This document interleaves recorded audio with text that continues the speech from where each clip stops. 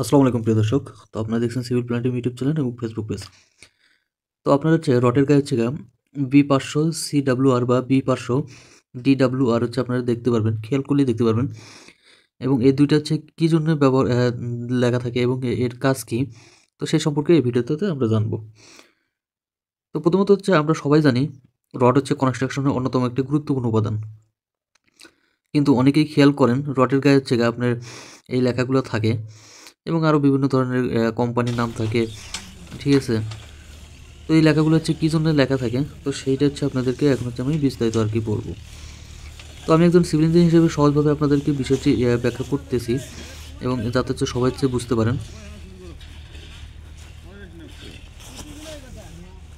এখানে হচ্ছে আপনার হচ্ছে বি, যেটা বিতে কিন্তু আপনার কী বোঝাচ্ছে, বিতে হচ্ছে আপনার রেনফোর্সমেন্ট বার বোঝানো হয়েছে।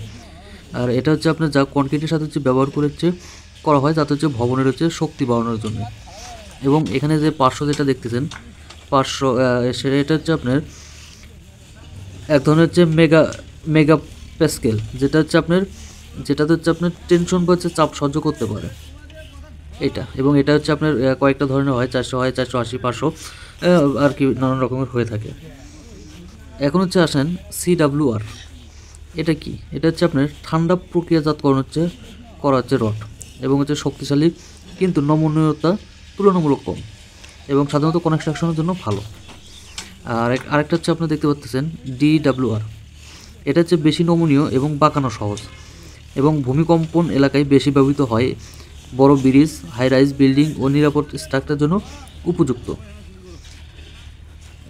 এবং কোন রড হচ্ছে কোথায় ব্যবহার করা হয়?